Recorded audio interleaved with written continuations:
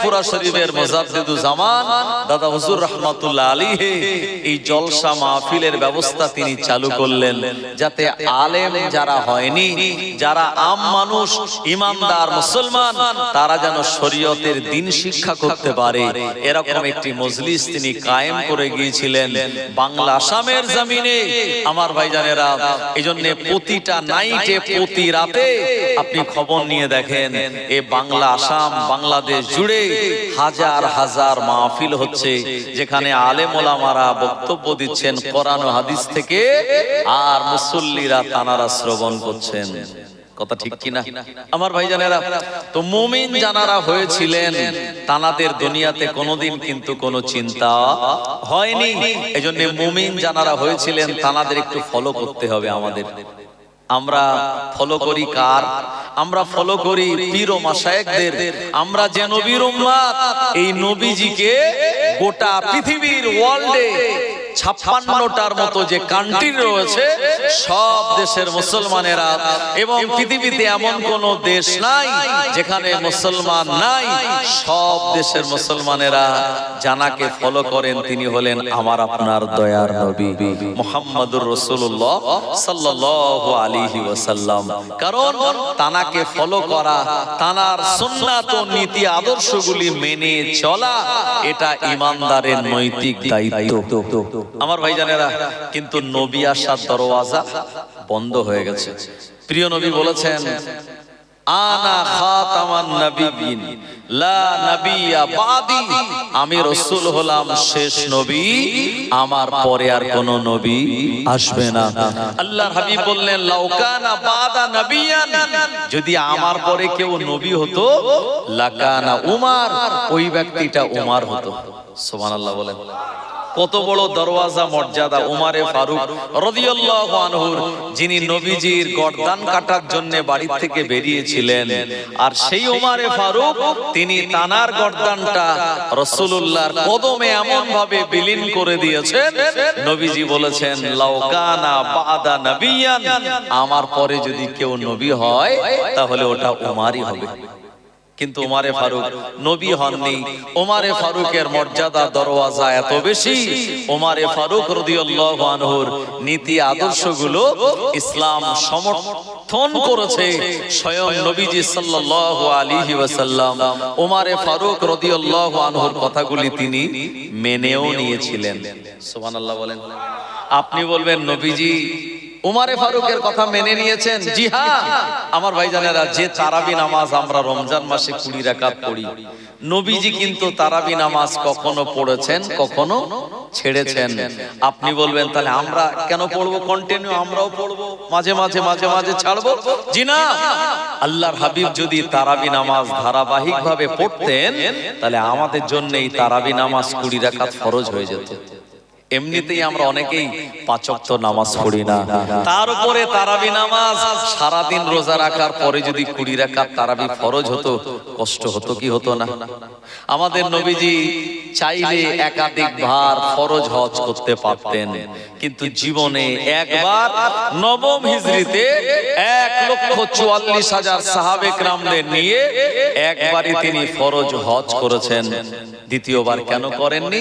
রাসূল যদি দ্বিতীয়বার ফরজ হজ করতেন, তাহলে হজটাও আমাদের জন্য, বড় লোক যারা তাদের জন্য, নবী যে কবার করতেন সে কবার ফরজ হয়ে যেত। আমাদের জন্য কঠিন হতো কি হতো না? উম্মতের সহযোগিতার জন্য, উম্মতের উপরে যাতে কঠিন সহজ না হয়, আল্লাহ পাক আমাদের নবীকে দিয়ে কাজগুলি করিয়ে নিয়েছেন। ওমরে ফারুকের জামানা থেকেই তারাবি নামাজ পড়া 20 রাকাত জামাতবদ্ধভাবে এটা শুরু হলো। এই যে ভাতার ব্যবস্থা, এই যে রেশনের যে চাল গম দেওয়ার যে ব্যবস্থা, এগুলি সব ওমরে ফারুক রাদিয়াল্লাহু আনহুর জামানা থেকেই শুরু হয়েছিল।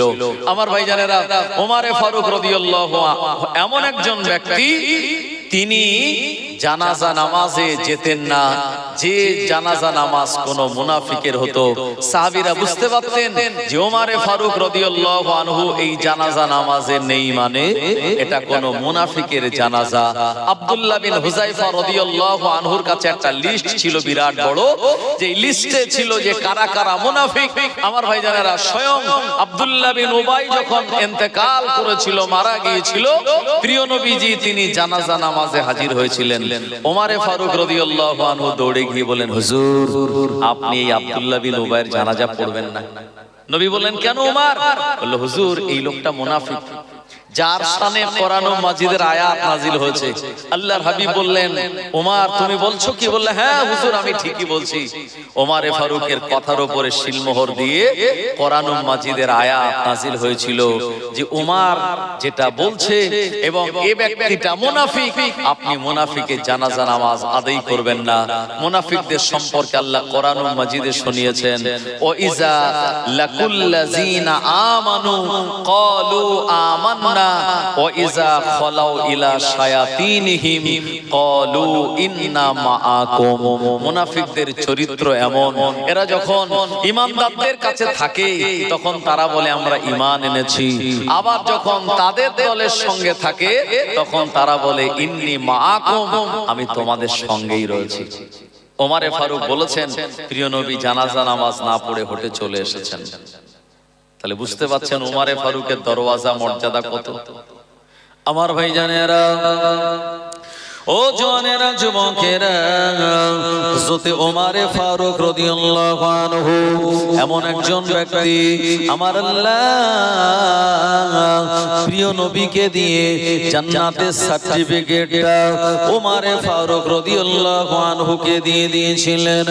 যে ওমর ফারুক রাদিয়াল্লাহু আনহু এই দুনিয়ার জমিনে থাকতে থাকতে আল্লাহ পাকে জান্নাতের সার্টিফিকেটটা পেয়েছিলেন। আল্লাহর হাবিবের ইন্তেকালের পর হযরত আবু বকর সিদ্দিক রাদিয়াল্লাহু আনহু তিনি খলিফা হলেন। 2 বছর তিনি খেলাফত চালানোর পর স্বাভাবিক নিয়মে আল্লাহ তাআলার হুকুম হয়ে গেল, আমার আল্লাহ তানাকে দুনিয়ার জমিন থেকে ডেকে নিলেন, ইন্তেকাল হয়ে গেল। এরপরে আবু বকর হুজুরের ইন্তেকালের পর দ্বিতীয় নম্বর খলিফা হিসাবে মক্কাতুল মুকাররমায় আমিরুল মুমিনিন হিসাবে কে বসবেন? সমস্ত সাহাবীরা বললেন, দ্বিতীয় নম্বরে আমিরুল মুমিনিন হিসাবে আমরা উমর রাদিয়াল্লাহু আনহুকে চাই। ওমর ফারুক রাদিয়াল্লাহু আনহু বললেন, না না না, এই বিরাট বড় খেলাফতের দায়িত্ব আমি নেব না। অথচ তামাম সাহাবীরা বললেন, ওমর আপনি খেলাফতের দায়িত্ব না নিতে চাইলেও খেলাফত কিন্তু আপনাকে চাই, আপনি খলিফা হয়ে যান।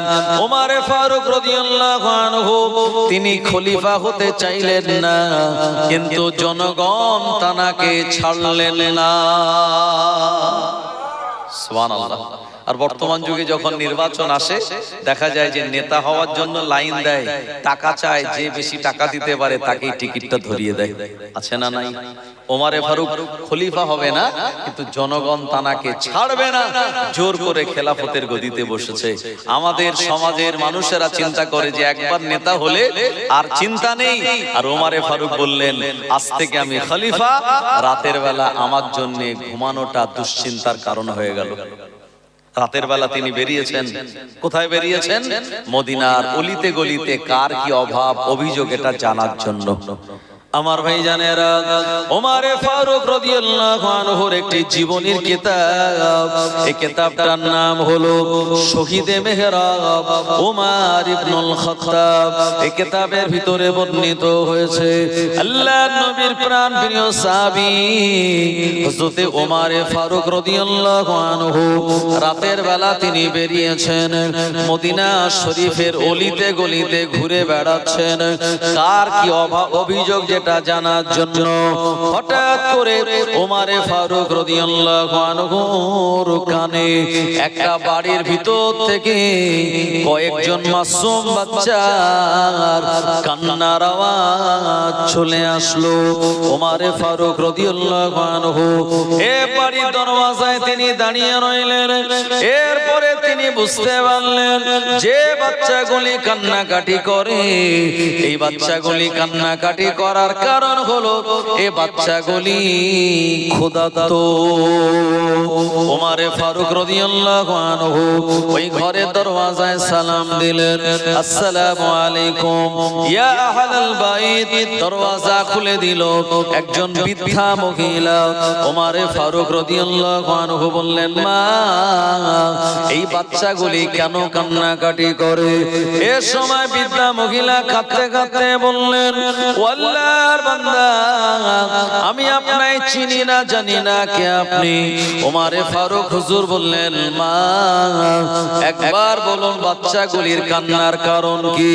ওই মহিলা বলল, এ বাচ্চাগুলি হলো আমার বেটার বাচ্চা, এটি হলো আমার সন্তানের ছেলেরা, এরা আমার নাতি পোতারা। আমার বেটা জিহাদের ময়দানে গিয়ে শহীদ হয়ে গেল।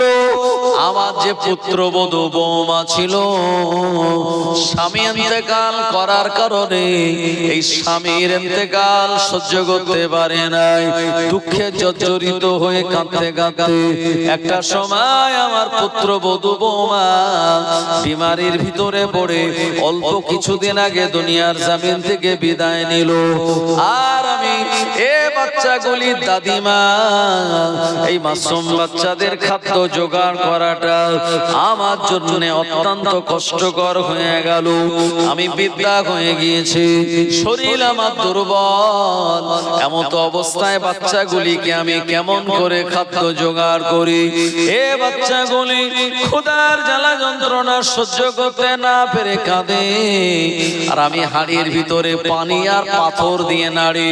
যে আওয়াজ হয় এই আওয়াজ শুনিয়ে বাচ্চাদের বলি, এ আমার নাতি পোতারা কেঁদো না, এমন করে একটু পরই রান্না হয়ে যাবে, আমি তোমাদের খানা খেতে দেব। এমনটা বলতে বলতে এই বাচ্চাগুলি একটা সময় রাতের বেলা ঘুমিয়ে পড়ে। আমিও আঁচলে আমার চোখের পানিটা মুছে ওই বাচ্চাগুলির সঙ্গে আমিও ঘুমিয়ে যাই। ও জওয়ানেরা, যুবকেরা, যদি ওমরে ফারুক রাদিয়াল্লাহু আনহুকে ওই বুড়ি মহিলা কিন্তু চেনেন না, আসলে ইনি এটাকে। এরপরে এই বৃদ্ধা মহিলা যখন এই কথাগুলি বলতেছিলেন, আল্লাহর হাবিবের প্রাণ প্রিয় সাহাবী ওমরে ফারুক রাদিয়াল্লাহু আনহু তার চোখ দিয়ে ঝরঝর করে পানি গড়িয়ে যাচ্ছিল। আহা, কি কষ্ট, কি অভাব এই পরিবারে। ওমরে ফারুক হুজুর বললেন, এ বুড়িমা তুমি কেঁদো না, চোখের পানি তুমি মোছো, একটু অপেক্ষা করো, আমি আসতেছি। এ কথা বলে আমিরুল মুমিনিন নিজে বাইতুল মালে চলে গেলেন। ইসলামী কোষাগারে গিয়ে বাইতুল মাল থেকে আর নিজে কাঁধে করে আটার বস্তা এনে আর ওই বৃদ্ধা মহিলার জন্য, এ বাচ্চাগুলির জন্য আরো কিছু খাদ্য খেজুর তিনি আনলেন। এরপরে বললেন, মা আপনি জবের আটা দিয়ে রুটি বানান, এ বাচ্চাগুলিকে আপনি খেতে দিন, আমি এদের হাসি মুখটা দেখে তারপরে বিদায় নেব। ও মুসলমান ভাইরা আমার, ওই বৃদ্ধা মহিলা জবের আটা দিয়ে রুটি বানালেন আর বাচ্চাগুলিকে খেতে দিলেন। এ মাসুম বাচ্চাগুলি তারা আনন্দিত হয়ে হাসি মুখে এই খাদ্যগুলি যখন তারা খেলো, ওমরে ফারুক রাদিয়াল্লাহু আনহু তিনিও হাসলেন আর বললেন, বুড়িমা আজ থেকে আর চিন্তা টেনশন আপনার করা লাগবে না। এই বাচ্চাগুলি যতদিন বড় না হবে, এই বাচ্চাগুলি যতদিন সাবালক না হবে, আমি আর অন্য কেউ নয়, আমি আমিরুল মুমিনিন, তাদের জন্য বাইতুল মাল থেকে আমি ভাতার ব্যবস্থা চালু করে দিলাম। প্রতি মাসে মাসে আপনার বাড়িতে আটার বস্তা এবং খাদ্য খোরাকগুলি চলে আসবে। ওই বুড়ি মেয়েটা অবাক হয়ে বললেন, ও আমিরুল মুমিনিন, আপনি তো নিজে আটার বস্তা বহন করে আনলেন, আপনি আমিরুল মুমিনিন, এটা আমি জানি না, চিনি না। হুজুর, আপনি আমার বেয়াদবি মাফ করুন। আমিরুল মুমিনিন বলেছিলেন, ও বুড়িমা, এটা আমি ওমর, এটা আমার দায়িত্বের মধ্যেই পড়ে। জোরে বলে কি নবীজির বানানো নেতা ছিলেন তিনি। আমার ভাইজানেরা, সেই ওমরে ফারুক রাদিয়াল্লাহু আনহু তিনি ফজরের নামাজে ইমামতি করছেন। হাদিসে এসেছে, আর যেদিন ফজরের নামাজ পড়বেন ওমরে ফারুক, ওই আগের দিন মানে ওই দিন রাতের বেলা এশার নামাজের সময় হযরতে আলী রাদিয়াল্লাহু আনহু তিনি ওমরে ফারুকের পিছনে নামাজ আদায় করেছেন। নামাজ আদায় করার পর প্রিয় নবীজির কথা যখন হযরতে আলীর স্মরণ হয়েছে, তিনি প্রচন্ড কান্নাকাটি করছেন এবং কেঁদে কেঁদে মোনাজাত করে বলছেন, ইয়া রাসূলুল্লাহ, হাবিবাল্লাহ, আপনার সঙ্গে আমার দিদার হয় না, আল্লাহ আমার হাবিবের সঙ্গে আপনি আমাকে একটু দিদার করিয়ে দিন। এই দোয়া তিনি করেছেন রাতের বেলা হযরতে আলী রাদিয়াল্লাহু আনহু। আর যে আলীর সঙ্গে আমার নবী